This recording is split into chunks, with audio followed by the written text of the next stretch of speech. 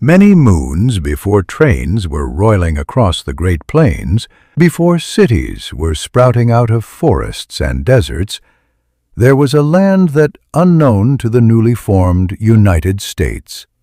In 1804, two men were dispatched to explore the unknown wilderness of the West, and they are aided by the unlikeliest of heroes, a teenager girl with a baby tied to her back. Her name meant Sacagawea. It is her amazing true story. Sacagawea was born in 1788, belonging to people of the Shoshone tribe. When a child, she grew up with her people in Idaho now and went freely among them to hunt, to gather the stories, to play about in the mountains of the valleys. However, at age 12, her life was altered with a violent raid. The Hidatsa tribe warriors busted into her village. Amidst the melee, Sacagawea was captured and was transported more than 500 miles to North Dakota. Her girlhood was ended. There she was sold or even gambled away to a French-Canadian fur trapper by the name Toussaint Charbonneau, who married her. She had hardly completed her teenage years. It was then that President Thomas Jefferson had just bought over the Louisiana Territory, doubling the land size of the young America. He sent explorers, Meriwether Lewis and William Clark, to head the Corps of Discovery, where they were to explore and map the land, examine the wildlife, and discover a pathway to the Pacific Ocean. They arrived in the frozen North Dakota and spent that winter at the Fort Mandan, where they met Charbonneau and Sacagawea.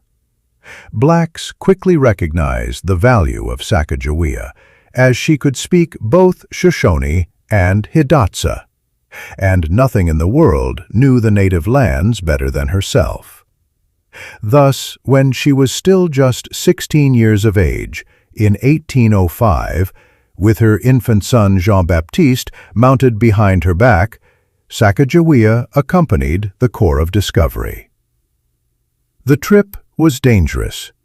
The explorers rowed upstream in boats, pulled through mud, slept by freezing rivers, and marched over rocks. Sacagawea was a level-headed woman. This gave tribes confidence that it was not a war party, since there were women and babies. She assisted in the collection of edible plants, diffused conflicts, and even rescued valuable supplies.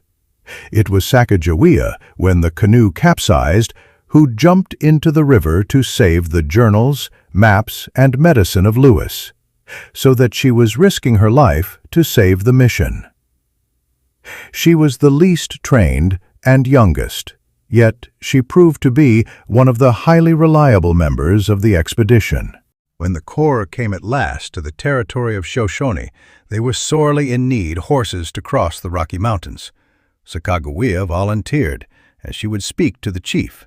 And then there was something even unbelievable on the next level which occurred to him. The chief of Shoshone was her estranged brother, Kameawait. The two had been parted since the raid many years previous, and now were made one in an instant of simple feeling.